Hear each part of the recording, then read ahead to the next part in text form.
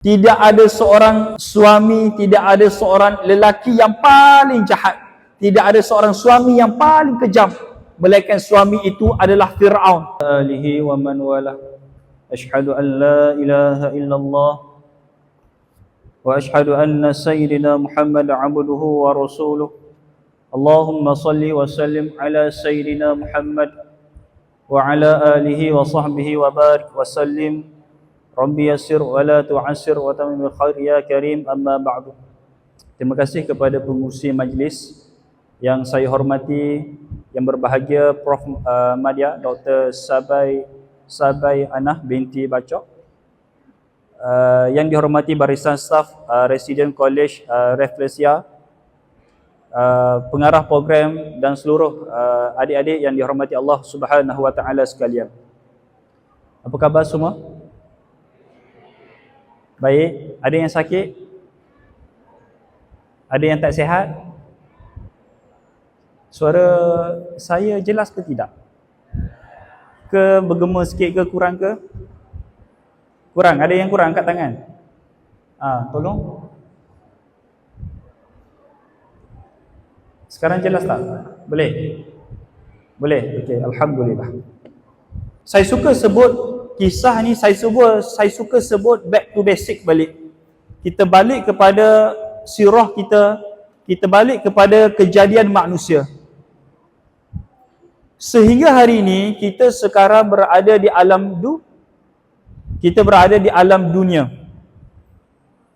Sebelum alam dunia yang kita tengok sekarang, kita telah melalui dua alam. Kita telah melalui dua alam. Alam pertama adalah alam roh. Nama alam pertama iaitu alam roh. Allah kumpulkan di satu tempat. Semua para roh dikumpulkan di situ. Ketika itu Allah berfirman, alastu bi rabbikum qalu bala syahidna. Ketika mana Allah kumpulkan semua roh dalam satu majlis, kata ulama, kita tidak akan ingat apa yang berlaku di alam roh. Tapi ketika mana Allah kumpulkan semua roh di dalam satu majlis, ketika itulah Allah tanyakan kepada roh, wahai roh sekalian, Fir'aun ketika mana ditanyakan, wahai Fir'aun, siapakah Tuhan kamu? Allah. Bila? Di alam roh. Lalu bila mana sampai satu ketika, sampai satu tarikh, bila mana roh dijadikan, barulah Allah mengarahkan malaikat, wahai malaikat, ambil roh ini, tiupkan roh ini ke dalam rahim ibu dia, mengikut peringkat, mengikut masa dan tarikh yang ditetapkan oleh Allah Subhanahu wa taala. Sebab itulah roh daripada dulu sehingga hari ini dah pun ada. Cuma tunggu masa sahaja bila roh akan ditiupkan ke dalam rahim setiap ibu. Maka bila mana Allah firman, okey, ambil roh Nabi Musa, tiupkan ke dalam rahim ibu Nabi Musa. Ambil roh Nabi Adam, jadikan roh Nabi Adam, jadikan jasad Nabi Adam, Siti Hawa dan sebagainya secara berperingkat. Itulah alam roh namanya. Maka bila mana kita lalui satu alam roh, maka kita masuk satu alam, iaitu alam rahim. Alam rahim yang adik-adik semua ada dalam 9 bulan, ada keluar awal, ada tak? Tak suka alam rahim nak keluar awal, 7 bulan dah keluar dah. Ada. Itu dipanggil alam rahim. Yang mana kata ulama, alam rahim pun, dalam perut ibu kita pun kita tak ingat apa yang berlaku kepada kita. Maka ketika mana Allah Subhanahu wa taala menjadikan bumi, ketika mana Allah Subhanahu wa taala menjadikan bumi, Allah firmankan kepada malaikat, turunlah malaikat ke bumi, ambillah satu tanah yang lembap untuk aku jadikan satu makhluk yang dinamakan sebagai manusia. Ketika itulah malaikat bertanya kepada Allah, wahai Allah, kenapa kamu nak jadikan manusia di atas muka bumi? Sedangkan bangsa manusia ini adalah bangsa yang bermusnah, sedangkan bangsa manusia adalah bangsa yang berperang di antara satu sama lain, benci-membenci. Kenapa kamu nak jadikan satu bangsa yang begitu, wahai Allah? Jawapan para ulama, kenapa para malaikat kata manusia suka berperang, manusia suka bergaduh, manusia suka melakukan kemungkaran, tak solat dan sebagainya? Rupanya kata Ibnu Katsir, di bumi ketika itu telah pun ada para jin Merekalah yang bermaharajalela di bumi ketika itu. Merekalah yang berlaku peperangan demi peperangan. Merekalah yang telah memusnahkan bumi. Daripada secantik-cantik bumi dimusnahkan disebabkan peperangan. Jawapan Ibn Katsir, rupanya di bumi ketika itu telah pun ada satu golongan, satu bangsa yang dinamakan sebagai bangsa jin. Sifat jin dan sifat manusia adalah sama. Sebab itulah bila mana Allah mengarahkan malaikat, wahai malaikat, turunlah kamu ke bumi, ambillah satu tanah yang lembap, maka malaikat akur dengan arahan Allah Subhanahu wa taala. Lalu ketika itulah bila mana arahan daripada Allah, untuk menjadikan satu makhluk bernama manusia diketahui oleh seluruh orang para malaikat. Ingat, malaikat ni duduk kat mana? Tempat malaikat di mana? Di tempat malaikat di langit. Sebab itulah langit adalah tempat para malaikat. Ramai tak malaikat? Ramai. Dalam peristiwa Isra Mi'raj baginda Nabi sallallahu alaihi wasallam, ketika mana Nabi tengok ada satu tempat namanya Baitul Ma'mur, tempat tawaf para malaikat di langit. Nabi SAW kata, aku melihat sekumpulan malaikat yang sangat ramai sedang tawaf di Baitul Ma'mur. Baitul Ma'mur ni segaris dengan Kaabah. Kaabah, atas dia Baitul Ma'mur, kiblat para malaikat. Maka ketika itulah Jibril tanya kepada Nabi SAW, wahai Muhammad, kamu tahu tak berapa ramai malaikat yang sedang tawaf?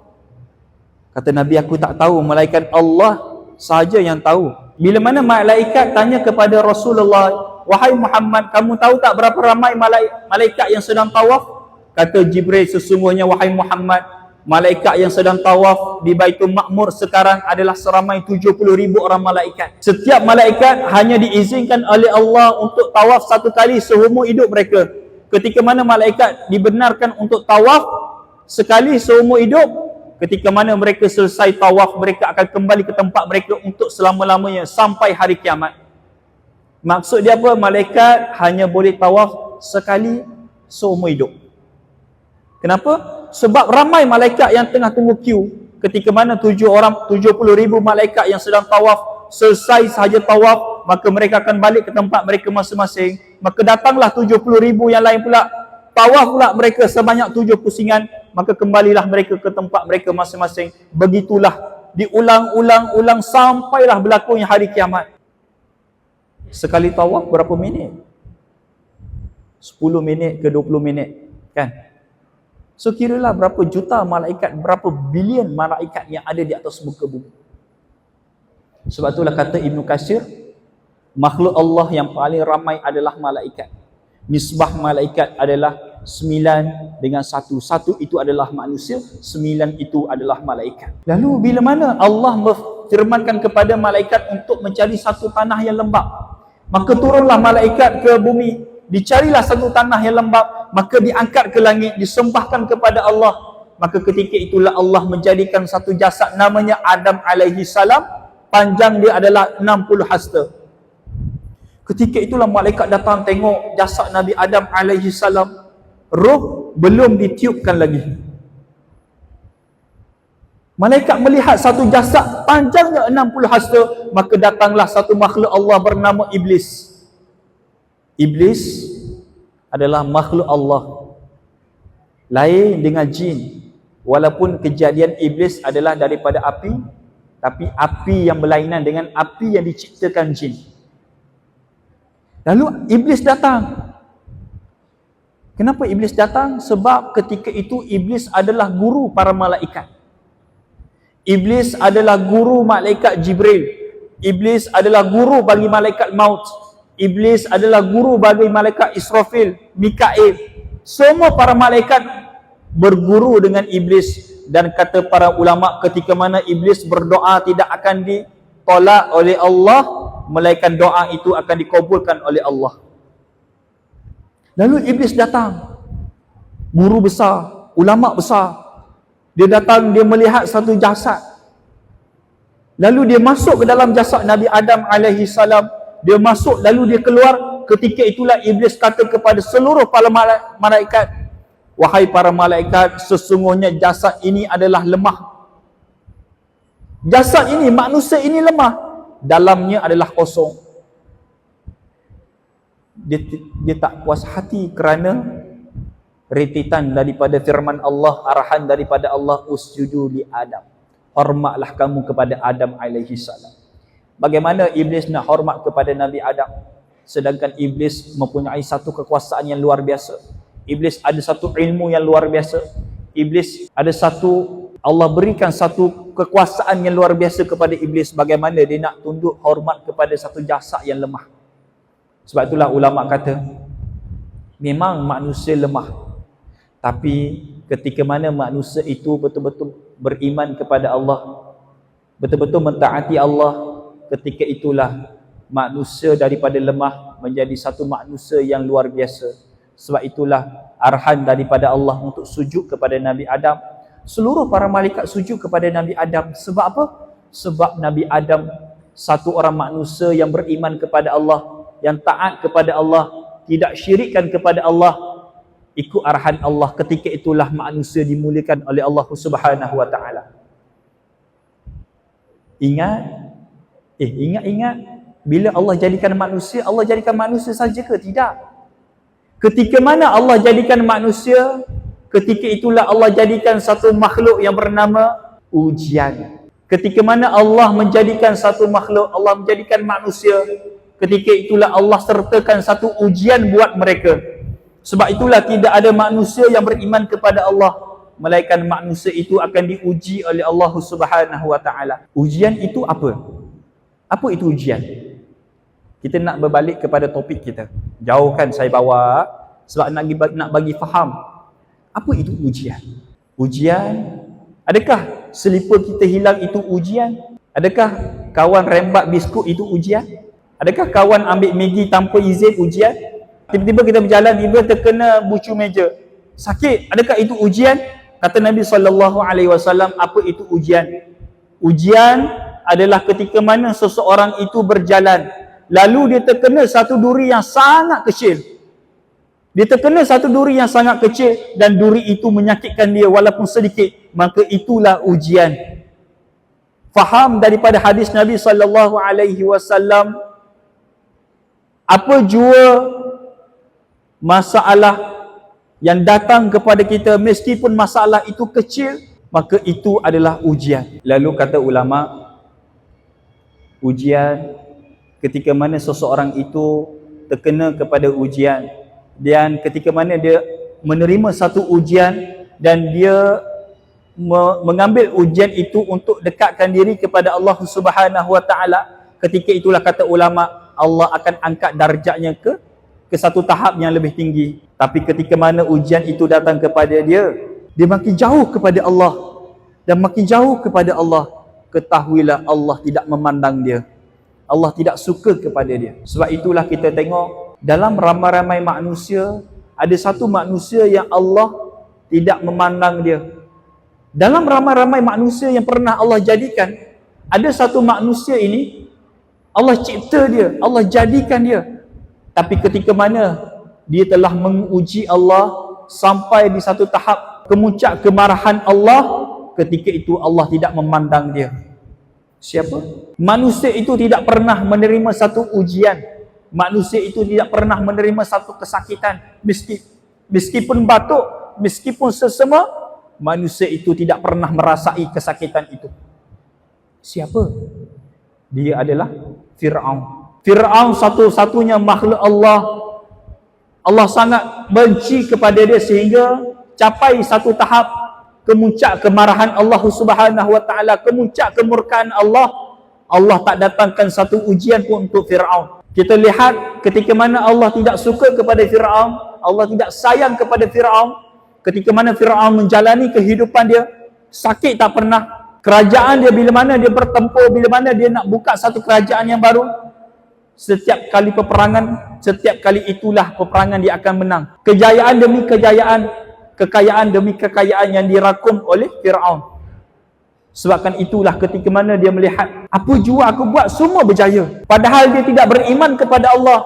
ketika itulah sampai di satu kemuncak kemurkaan Allah. Allah tidak memandang dia. Sebab itulah dalam hidup kita pada hari ini, tengok balik hidup kita. Ada tak ujian Allah datang kepada kita? Kaedah dia, ujian datang kepada orang yang beriman kepada Allah. Bahasa mudah, ujian datang kepada orang yang Allah suka, Allah sayang. Ustaz, saya dah lama lah tak dapat ujian. Saya tak solat, saya tak puasa, saya tak tutup aurat. Tapi kenapa exam saya lulus? Kenapa saya tak pernah menerima satu masalah? Kenapa keuangan saya lancar? Tapi Ustaz, saya tak pernah solat. Ketahuilah Allah tidak memandang kamu pada hari ini. Sebab itulah kadang-kadang kata ulama, bila mana ujian datang kepada kita, ambil positive point, jangan ambil negative point. Sebab itulah dalam hidup kita, semua orang ada masalah, semua orang ada ujian. Dan ketahuilah, manusia yang paling banyak diuji oleh Allah adalah para nabi dan para rasul. Sebab itulah ketika mana Nabi SAW sedang dalam keadaan nazak, ketika itu para sahabat datang menjenguk Nabi untuk menziarahi Nabi dalam keadaan kesakitan. Ada seorang sahabat, dia nak sentuh dahi Nabi. Dia sentuh dahi Nabi terus angkat macam ni. Dalam hadis Nabi, ketika mana aku sentuh dahi Nabi, sentuh saja terus aku angkat macam ni. Kenapa? Sebab terlampau panas dahi baginda Nabi SAW. Lalu ketika itulah dia tanya kepada Nabi, "Ya Rasulullah, panasnya badan kamu ya Rasulullah."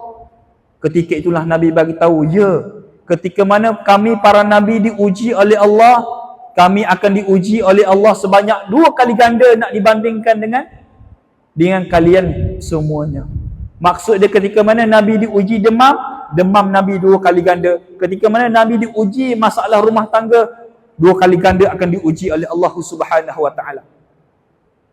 Sebab itulah kita tengok antara Nabi yang diuji yang luar biasa ujian dia adalah Nabi Nuh alaihi salam. Nabi Nuh alaihi salam diuji oleh Allah dengan isterinya dan anak-anaknya tak mau beriman kepada Allah.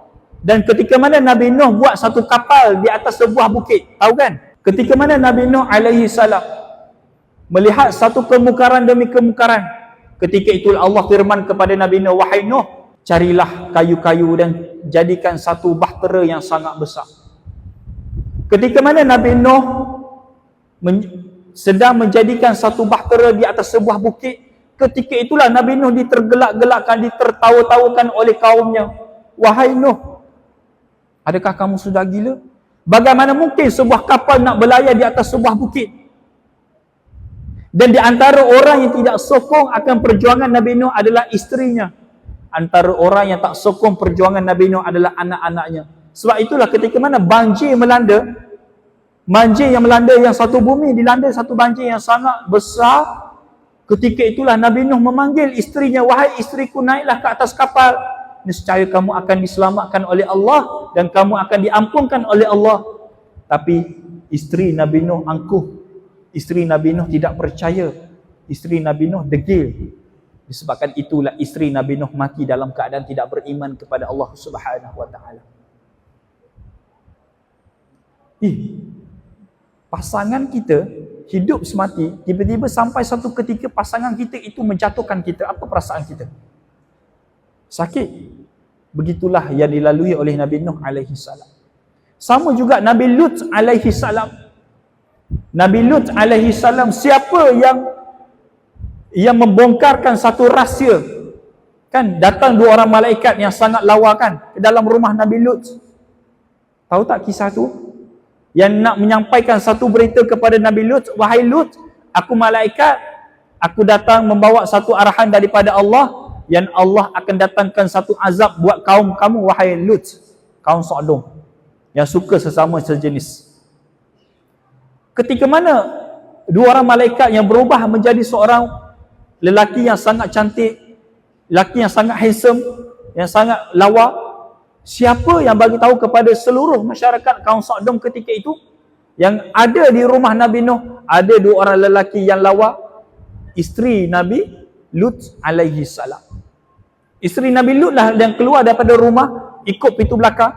menyampaikan, menyebarkan, wahai semua penduduk kampung, sesungguhnya di rumah Lut sekarang sedang ada 2 orang lelaki yang sangat tampak, yang sangat lawa, yang sangat cantik. Ketika itulah bersegera mereka pergi ke rumah Nabi Lut alaihi salam, memecahkan pintu rumah Nabi Lut semata-mata nakkan 2 orang lelaki itu. Siapa yang mulakan? Isteri kepada Nabi Lut alaihi salam.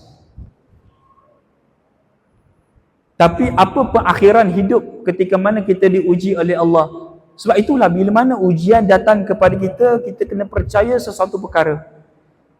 Tidak datang satu ujian kepada kita, ujian kemiskinan, ustaz saya selalu tak cukup duit, ustaz saya ada masalah rumah tangga, ustaz saya ada masalah ibu dan ayah saya bergaduh, ustaz saya ada masalah itu, ustaz saya ada masalah ini. Ketahuilah, ketika mana masalah datang kepada kita, Allah tahu yang kita mampu untuk atasi masalah itu. Percayalah, Allah tahu kita mampu untuk atasi masalah itu. Allah tak akan datangkan satu masalah secara simply tidak. Aku nak turunkan masalah kepada dia ni lah, turunkan masalah. Aku nak datangkan beban kepada dia ni, turunlah satu beban. Tidak. Melainkan Allah tahu hamba-Nya mampu untuk mengatasi masalah itu. Ketika mana kita berjaya menyelesaikan satu masalah, ketika itulah satu ganjaran yang sangat besar menanti kita di akhirat nanti. Mana bukti dia? Mana dalil dia? Mana bukti dia? Ingat tak satu hadis Nabi SAW, kata Nabi, Sayyidun nisa'i ahlul jannah, atau kama qala. Kata Nabi, Sayyidatun nisa, penghulu wanita di dalam syurga ada 4 orang, kata Nabi SAW. Kata Nabi, dalam syurga nanti ni ada 4 orang wanita yang mana mereka adalah penghulu bagi seluruh wanita di alam dunia ketika mana berada dalam syurga. Kenapa mereka diangkat menjadi penghulu, ketua bagi seluruh para wanita dalam syurga? Kerana kata ulama disebabkan ujian yang menimpa mereka, kesakitan yang menimpa mereka, satu musibah yang sangat luar biasa yang menimpa mereka, dan mereka berjaya mengatasi masalah itu, lalu mereka diangkat oleh Allah menjadi penghulu bagi seluruh wanita di dalam syurga Allah Subhanahu wa taala. Ketika mana kita tengok 4 orang penghulu wanita di syurga, nombor 1 adalah Asyah bintu Muzahil. Asyah bintu Muzahil siapakah dia? Isteri kepada Fir'aun laknatullahi alaih. Kenapa Asyah isteri kepada Fir'aun diangkat oleh Allah menjadi penghulu bagi wanita, seluruh wanita dalam syurga? Disebabkan ujian yang ditimpa oleh Asyah, satu ujian yang sangat luar biasa. Sebab itulah kata ulama, tidak ada seorang suami, tidak ada seorang lelaki yang paling jahat, tidak ada seorang suami yang paling kejam, melainkan suami itu adalah Fir'aun. Fir'aun adalah satu orang lelaki yang paling kejam. Fir'aun adalah satu orang suami yang paling jahat. Tidak ada lelaki yang paling jahat melainkan Fir'aun. Siapakah isteri dia? Sayyidatuna Asyah bintu Muzahil. Ketika mana Nabi Musa alaihi salam, iaitu anak angkat bagi Asyah dengan Fir'aun, Nabi Musa berdakwah kepada Fir'aun, wahai Fir'aun, wahai ayahanda, sesungguhnya kita ada Tuhan, kita ada Allah. Dan Fir'aun menolak dakwah Nabi Musa alaihi salam.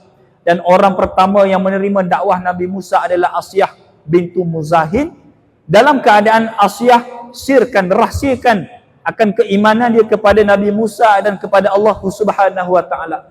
Sampai satu ketika bila mana Asyah memberanikan diri, dia pergi bertemu dengan suami dia Fir'aun, wahai suamiku.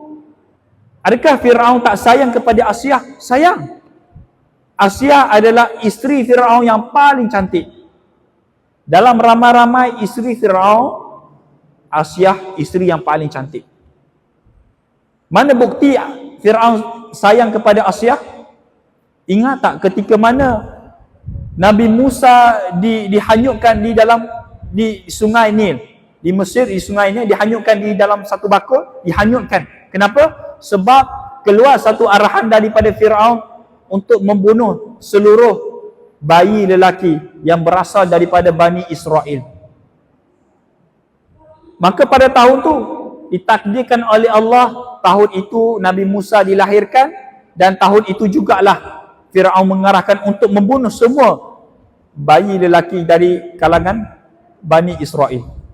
So ibu kandung Nabi Musa ni, dia tak mau Nabi Musa dibunuh, maka dia menghanyutkan Nabi Musa dengan harapan Nabi Musa yang masih lagi bayi dihanyutkan, dia dijauhkan daripada istana Fir'aun, dijauhkan daripada Mesir. Tapi Allah takdirkan, bila mana dia meletakkan bayi Nabi Musa alaihi salam di dalam bakul, bakul itu membawa Nabi Musa ke dalam istana Fir'aun. Terkejut ibu Nabi Musa, bagaimana bakul ini boleh bergerak ke dalam istana, sedangkan aku nak jauhkan Fir'aun dengan anak aku? Tapi bagaimana anak aku sekarang sedang berada dalam istana istana Fir'aun? Lalu ketika mana bayi itu diambil oleh dayan-dayan istana dan ditunjukkan kepada Asyah, Allah takdirkan Asyah tidak mempunyai anak. Allah takdirkan, Allah jaga rahim Asyah.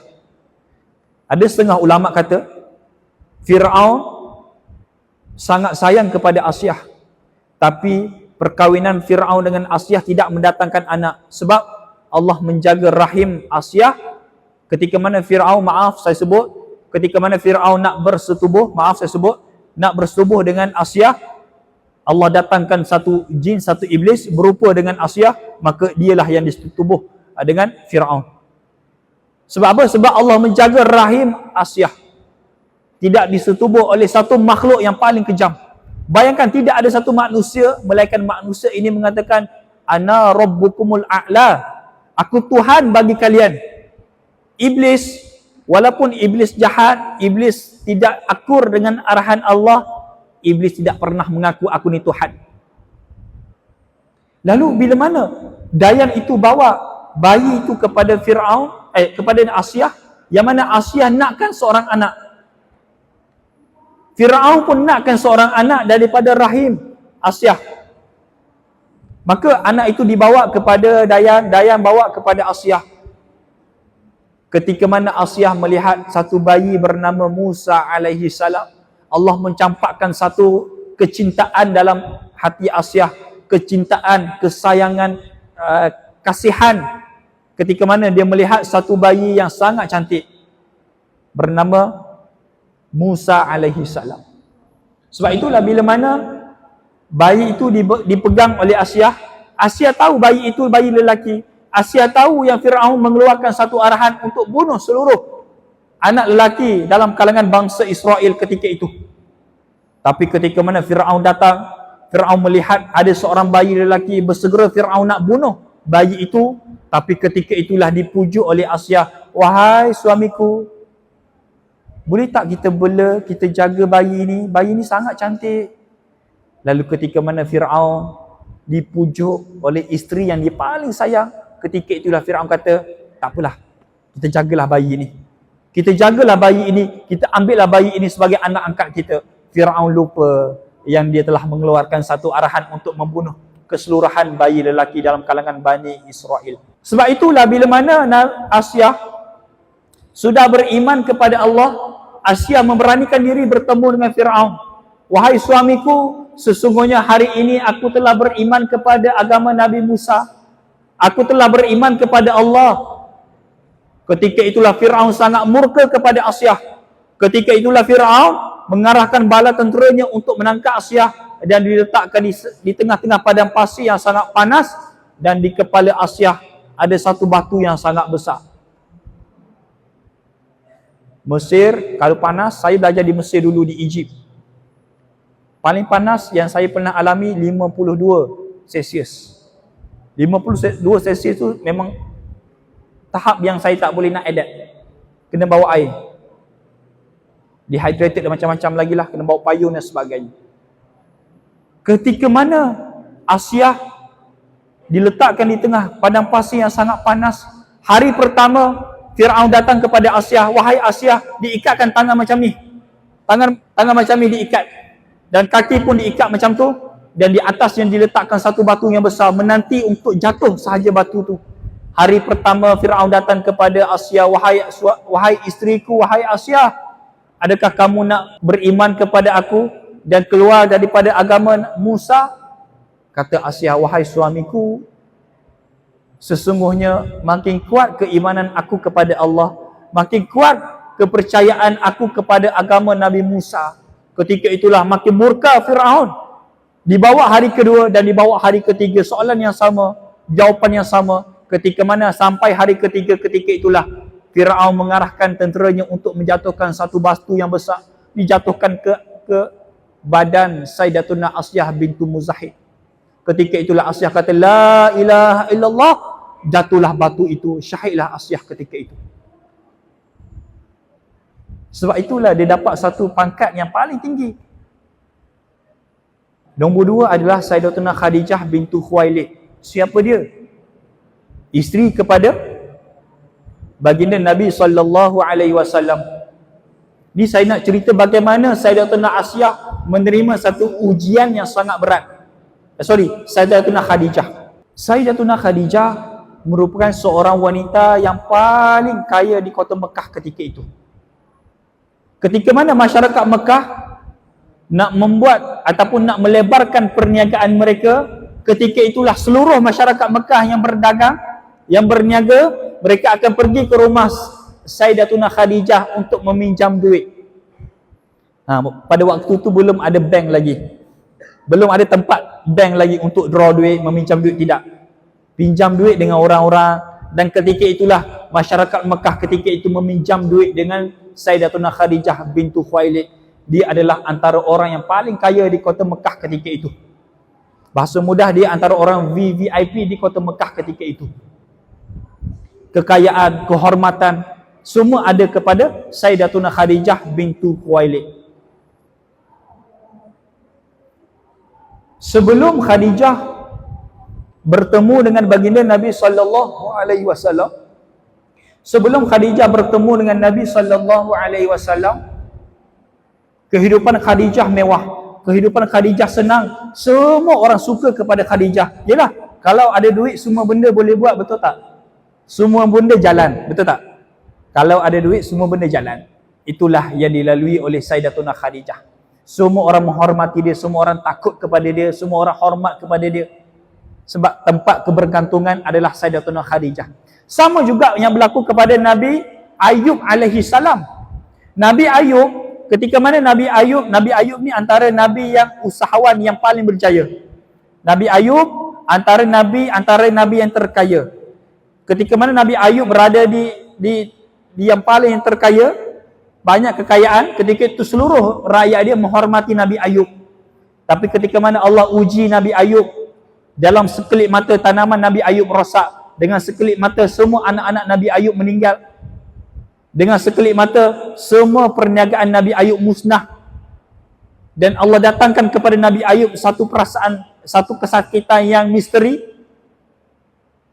Semua isteri Nabi Ayub melarikan diri, seorang demi seorang melarikan diri kepada Nabi Ayub. Sebab miskin, ada masalah, kesakitan, anak pun dah meninggal. Seorang demi seorang meninggal anak Nabi Ayub. Ketika itulah isteri Nabi Ayub seorang demi seorang mula melarikan diri, dan tinggal seorang yang paling taat, yang paling setia kepada Nabi Ayub alaihi salam. Dan ketika mana Nabi Ayub ada kekayaan, semua orang kampung suka kepada Nabi Ayub. Tapi ketika mana kekayaan Nabi Ayub, perniagaan Nabi Ayub jatuh, Nabi Ayub dicampak, Nabi Ayub dihalau daripada kampung itu. Wahai Ayub, keluarlah kamu daripada kampung ini. Sedangkan sebelum tu mereka menjanjung Nabi Ayub, sebab mereka memerlukan Nabi Ayub disebabkan Nabi Ayub kaya. Mereka berkawan dengan Nabi Ayub disebabkan kekayaan Nabi Ayub. Itulah yang berlaku kepada Sayyidatuna Khadijah. So, bila mana bertemu dengan Nabi, Sayyidatuna Khadijah paling tinggi tempat darjat dia dalam mata pandangan masyarakat Quraisy ketika itu. Satu hari Sayyidatuna Khadijah dapat satu mimpi. Dapat satu mimpi yang mana dia nampak satu bulan jatuh dalam rumah dia, yang menyebabkan rumah dia bercahaya satu rumah. Orang kaya besar rumah dia kan? Besar. Rumah yang besar itu boleh bercahaya. Terang menderang rumah tu. Esokkan pagi dia pergi bertemu dengan Waraqah. Esok pagi dia bangkit daripada tidur bertemu dengan Waraqah sepupunya. Waraqah ni adalah pandai mentafsirkan mimpi. Dia bertemu dengan Waraqah, "Wahai Waraqah, semalam aku dapat satu mimpi wahai Waraqah. Ni Sayyidatuna Khadijah melalui ni. Sebelum bertemu dengan baginda Nabi sallallahu alaihi wasallam. Wahai Waraqah, semalam aku dapat satu mimpi yang mana aku dapat satu bulan jatuh ke dalam rumah aku dan rumah aku terang menderang wahai Waraqah. Apakah tandanya wahai Waraqah?" Ketika itulah Waraqah kata, "Wahai Khadijah, ini satu tanda yang sangat baik untuk kamu. Tanda ni sangat baik untuk kamu wahai Khadijah." Apa dia wahai Waraqah? "Wahai Khadijah, sesungguhnya sampai satu masa nanti kamu akan bertemu dengan seorang lelaki yang paling baik. Wahai Khadijah, satu hari nanti kamu akan bertemu dengan seorang lelaki yang paling baik, yang paling tampan, yang paling lawa, yang akhlak kemuliaan sangat baik." Maka Khadijah ketika itu tertanya-tanya. Sebab ketika itu Khadijah dalam keadaan janda. Ramai pembesar-pembesar Mekah cuba untuk meminang Khadijah, tapi semua ditolak oleh Khadijah. Adakah Khadijah nak berkahwin lagi? Ya, nak berkahwin, tapi tidak ada calon yang tepat untuk dia berkahwin. Tiba-tiba Waraqah kata, "Wahai Khadijah, kamu akan dapat satu suami yang sangat baik. Satu suami yang sangat baik, yang satu suami yang sangat mulia. Siapakah wahai Waraqah? Nanti kalau kita bertemu dengan lelaki itu, aku akan tunjuk kepada kamu." Maka ringkas cerita, dalam satu perjalanan Waraqah dengan Sayyidatuna Khadijah, mereka berselisih dengan baginda Nabi sallallahu alaihi wasallam yang baru usia 25 tahun. Nabi baru usia 25 tahun. Apa Nabi buat? Berdagang. Nabi berniaga, berbisnes. Itu perniagaan Nabi sallallahu alaihi wasallam. Ketika mana dia terserempak dengan Nabi, Waraqah panggil Khadijah. "Khadijah, Khadijah, tengok tu. Dialah calon suami kamu. Dialah namanya Muhammad ibn Abdullah. Ketahuilah Khadijah, akhlak dia, perangai dia, tingkah laku dia, dialah orang yang paling baik dan dia digelarkan sebagai Al-Amin. Seluruh masyarakat Mekah kenal kemuliaan, kebaikan dia." Ketika itulah kata Khadijah, ketika mana aku melihat baginda Nabi sallallahu alaihi wasallam, ketika itulah aku menaruh satu harapan, aku menaruh satu tanam kecintaan aku kepada baginda Nabi sallallahu alaihi wasallam. Tapi Khadijah tak pernah approach Nabi, "Wahai Nabi, aku sayang kepada kamu." Tidak. Khadijah simpan perasaan itu. Khadijah simpan perasaan itu, tunggu sampai masa yang sesuai. Khadijah nak bagi tahu kepada Nabi, "Aku sayang, aku cinta kepada kamu ya Rasulullah." Tapi belum masa sesuai. Tapi Khadijah fikir, macam mana aku nak mulakan perbualan, bagaimana aku nak mulakan hubungan dengan Nabi sallallahu alaihi wasallam. Ketika itulah diringkas cerita, kan Khadijah tempat pinjam duit kan. Ayah saudara Nabi bernama Abu Talib menyampaikan satu idea kepada Nabi, "Wahai Muhammad, kita nak besarkan perniagaan kita, jom kita bertemu dengan Khadijah, pinjam duit Khadijah." Nabi setuju. Maka pergilah mereka bertemu dengan Khadijah. Kata Khadijah, ketika mana Nabi bertemu dengan aku, apa jua yang diminta oleh Nabi, semuanya dikabul oleh Khadijah. Nabi nak 20,000 diberikan 20,000. Nabi nak harta diberikan harta untuk membesarkan perniagaan. Dan Khadijah melantik Nabi sebagai pembantu dia untuk bawa barang-barang perniagaan dia ke kota Syam, dan dibantu oleh seorang hamba bernama Maisarah, lelaki. Maisarah itu adalah lelaki. So dibawalah Maisarah dengan Nabi sallallahu alaihi wasallam ke kota Syam. Khadijah dah pesan kepada Maisarah, "Wahai Maisarah, ketika mana kamu bermusafir dengan Muhammad, kamu lihat dia, kamu perhati tingkah laku dia, adakah tingkah laku yang tak baik ataupun baik, dan bila mana kamu sampai ke kota Mekah, sampaikan kepada aku." Lalu mereka pergi dan balik, dan Maisarah bagi tahu kepada Khadijah, wahai tuan, sesungguhnya ketika mana aku bermusafir dengan Muhammad, aku menyaksikan satu perkara yang luar biasa. Aku melihat ada satu awan yang selalu ikut Muhammad. Ketika mana Muhammad membuka satu jualan, semua jualan kami habis, wahai Khadijah. Dan setiap kali Nabi berniaga, setiap kali Muhammad berniaga, setiap kali itulah Muhammad akan jujur dalam perniagaan dia.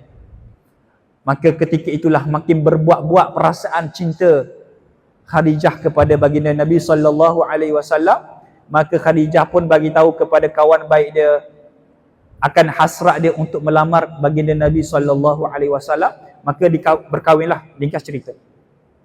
Kata ulama, bermula Nabi menerima wahyu di usia 40 tahun. Khadijah hidup dengan Nabi bermula 25 tahun sampai umur 40 tahun. Hidup dengan kebahagiaan, hidup dengan kemewahan. Sampai umur 40 tahun, Allah nak menguji Sayyidatuna Khadijah. Sebab itulah ketika mana Khadijah telah pun wafat, kata Nabi, ketika mana seluruh masyarakat Mekah membenci aku, ketika itulah Khadijah datang kepada aku. Ketika mana seluruh masyarakat Mekah tidak percaya kepada aku, ketika itulah Khadijah percaya. Kata Nabi, ketika mana seluruh masyarakat Mekah membenci aku, ketika itulah Khadijah datang kepada aku. Ketika mana seluruh masyarakat Mekah tidak percaya kepada aku, ketika itulah Khadijah percaya kepada aku. Beriman kepada Allah adalah Khadijah. Orang pertama yang beriman kepada Nabi adalah Khadijah. Sebab itulah bermula detik itulah Nabi dicemuh, Nabi dihina, Khadijah sentiasa bersama dengan Nabi dan Khadijah pun turut dicemuh. Dan harta kekayaan Khadijah sikit demi sikit mula hilang sebab disumbangkan untuk perjuangan baginda Nabi SAW. Khadijah berada di satu singgasana yang sangat besar, berada di satu rumah yang sangat besar, berpindah ke rumah yang sangat-sangat miskin. Sampai satu ketika seluruh masyarakat Mekah, pembesar Mekah mengeluarkan satu arahan untuk memboikot Nabi dan seluruh keluarga Nabi sebanyak 3 tahun. Untuk memulau keluarga Nabi selama 3 tahun, tidak diizinkan mana-mana masyarakat Mekah untuk bermuamalah, bercakap, berniaga dengan keluarga baginda Nabi SAW. Kalau ada sesiapa yang bermuamalah, berniaga, bercakap, berkahwin dengan mana-mana keluarga Nabi, maka orang itu akan dipenjara dan dibunuh oleh pembesar Mekah. 3 tahun itulah 3 tahun yang sangat perik buat Nabi SAW. Sampaikan Nabi nak pergi beli kat kedai tak boleh sebab orang tak nak jual kepada Nabi. Nak berniaga tak boleh, nak buat amalah tak boleh. Ketika itulah kelaparan Nabi sangat dahsyat. Kelaparan Nabi sangat dahsyat sampaikan Nabi kata, aku terpaksa memakan ranting-ranting kayu untuk menahan kelaparan aku. Itulah yang dirasai oleh Khadijah. Tapi apa yang berlaku ketika mana Khadijah di usia yang nak nazak? Tahu tak nazak? Usia yang Khadijah nak bertemu dengan Allah.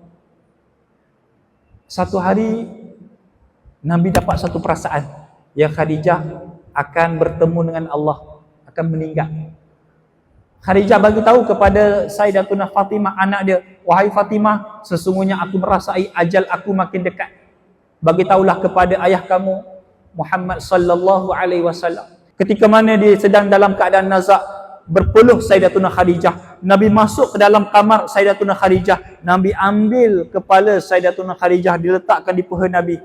Nabi menahan untuk menangis. Isteri itulah yang susah senang bersama-sama. Isteri itulah yang sentiasa ada ketika mana Nabi susah. Isteri itulah ada ketika mana Nabi diuji dengan pelbagai ujian. Lalu ketika mana Nabi sedang mengeluarkan air mata, Allah menyampaikan salam kepada Sayyidatuna Khadijah. Ketika mana Nabi dengar saja salam itu datang daripada Allah, Nabi lap air mata dia, dia masuk ke dalam dengan perasaan gembira. Dia ambil balik kepala Sayyidatuna Khadijah, diletakkan di atas pahanya. Dia bagi tahu kepada Khadijah, wahai Khadijah, tadi datang Jibril alaihi salam. Jibril bagi tahu kepada aku, tadi telah pun datang Jibril bawa satu salam, dan salam itu daripada Allah buat kamu wahai Khadijah. Ketika itulah Khadijah yang dalam keadaan kesakitan, dalam keadaan kesusahan, dalam keadaan yang sedang bertempur dengan kematian, Khadijah bangkit. Cuba usahakan diri bangkit daripada tidur ni, dia bangkit, menunjukkan jari ke langit, menjawab salam daripada Allah. Allahumma antas salam wa minkas salam sampai habis. Lalu Khadijah pun duduk balik, baring balik ke atas paha Nabi. Khadijah cium tangan Nabi SAW. Khadijah minta ampun kepada Nabi. Kata Khadijah, ya Rasulullah, Ketika mana Khadijah telah pun mati, ketika mana Khadijah telah pun tiada lepas ni, ketika mana seluruh masyarakat Mekah benci kepada kamu, jangan risau. Khadijah sentiasa tolong Muhammad. Dan Muhammad, ya Rasulullah, ketika mana kamu sedang berdakwah, harta wang telah pun habis, semua para sahabat telah pun menyumbangkan harta, semua telah habis. Pergilah ke kubur aku ya Rasulullah, ambillah tulang-tulang aku dan jualah tulang-tulang aku, dan buatlah duit itu untuk dijadikan dakwah, buatlah duit itu untuk menyampaikan dakwah kepada masyarakat. Tengok bagaimana satu orang wanita sebelum tu belum beriman kepada Allah. Khadijah belum lagi beriman kepada Allah, lalu dia jadi mu'allaf, masuk agama Islam jadi mu'allaf. Dialah orang yang paling beriman kepada Allah. Sebab itulah kata Nabi, ma min nabiyyin illa wa hathara ummata 'anid dajjal. Umat baginda Nabi sallallahu alaihi wasallam, akhir sekali insya-Allah, umat Nabi akan menerima satu ujian yang paling berat. Tapi Allah tak akan bagi satu bala, melainkan Allah akan menyeksa hamba-Nya ketika mana berada dalam api neraka Allah Subhanahu wa taala. Sebab itulah hari ini kita tengok ramai orang buat maksiat, ramai orang buat kemukaran, tapi bala tak datang-datang. Sebab Nabi telah pun berdoa kepada Allah untuk tahan dulu bala datang. Bagilah hamba aku untuk bertaubat, bagilah masa untuk hamba aku bertaubat kepada kamu wahai Allah. Sebab itulah hari ini kita tengok ada masalah sikit masuk dalam media sosial, ada masalah sikit masuk dalam media sosial, sehingga kan membuka aib satu sama lain. Membuka aib, hati-hati bagi mereka yang membuka aib. Ketika mana kita mempunyai satu masalah, ketika mana kita sedang bergaduh dengan kawan kita, dengan isteri kita, dengan adik-beradik kita, lalu kita hebohkan dalam media sosial, kita membuka aib seseorang itu, Allah tidak akan mematikan kamu, melainkan Allah akan membuka aib kamu dahulu, baru Allah akan mematikan kamu. Maksud dia apa? Sebelum kita mati, aib kita, keaiban kita, kemaluan kita akan diheboh-hebohkan, baru kita akan mati dengan itu. Berhati-hati mereka yang membuka aib sesiapa, berhati-hati. Umat aku akan menerima satu ujian yang paling berat, bermula daripada kelahiran aku sampailah manusia yang paling akhir dijadikan oleh Allah Subhanahu wa taala. Umat Nabi yang paling berat diuji oleh Allah, paling berat diuji oleh Allah, dan umat Nabi akan diuji oleh Allah dengan dua makhluk yang sangat-sangat berat ujian dia. Ma min nabiyyin illa wa hadzara ummati 'anid dajjal. Tidak ada seorang nabi dan tidak ada seorang rasul, melainkan nabi dan rasul itu akan bagi tahu kepada umat mereka masing-masing akan bahayanya fitnah dajjal, bahayanya fitnah Ya'juj wal Ma'juj. Fitnah dajjal adalah fitnah yang melibatkan keimanan dan kekufuran. Kita beriman kepada dajjal dan kufur kepada Allah Subhanahu wa taala. Ketika mana dajjal keluar, ketika itulah lautan yang kita tengok pada hari ini, lautan itu akan kering. Kita pergi kepada kedai runcit, ketahuilah di kedai runcit tidak ada makanan. Coklat pun tidak ada ketika itu. Bila? Di hari pertama dajjal keluar. Itu ujian yang Allah nak bagi kepada umat baginda Nabi sallallahu alaihi wasallam. Sebab kata Nabi, hari pertama dajjal keluar, ketika itu satu bumi ketiadaan makanan. Ketika mana dajjal keluar hari pertama, ketika itulah satu bumi tidak ada minuman, tidak ada makanan. Air laut akan kering, air sungai akan kering. Ketika itulah manusia dalam keadaan kelaparan. Ketika itulah manusia mencari di manakah ada makanan, di manakah ada minuman. Adakah manusia, adakah adik-adik sanggup melihat ibu dan ayah dalam keadaan kelaparan? Tak sanggup kan? Sanggup ke kita tengok anak-anak dalam keadaan kelaparan? Tak sanggup. Ketika mana kita tengok ibu dan ayah dalam keadaan kelaparan, ketika itulah kita cuba usahakan diri untuk menyelesaikan masalah, mencari makanan. Dan ketika itulah kita dapati makanan ada, tapi makanan itu ada pada dajjal. Dan siapa nak makanan daripada dajjal, dia kena lafazkan kalimah, wahai dajjal, aku beriman kepada kamu. Ketika itulah kita kufur kepada Allah, kita beriman kepada dajjal. Dan once sekali kita beriman kepada dajjal, maka selama-lamalah kita akan beriman kepada dajjal, dan kita akan mati dalam keadaan kekufuran. Sebab itulah kalau hari ini pun kita tak mampu untuk menghadapi ujian yang pada hari ini, bergaduh dengan kawan dah pun fed up, bergaduh dengan boyfriend girlfriend dah pun, kita dah pun mental kita dah teruk, kita dah sentak, feel dah ada ujian pun kita dah stres. Adik-adik kena ingat, fasal kehidupan adik-adik masih lagi jauh, belum lagi masuk dalam fasal pekerjaan. Ni kesimpulan, nak buka soal jawab ke?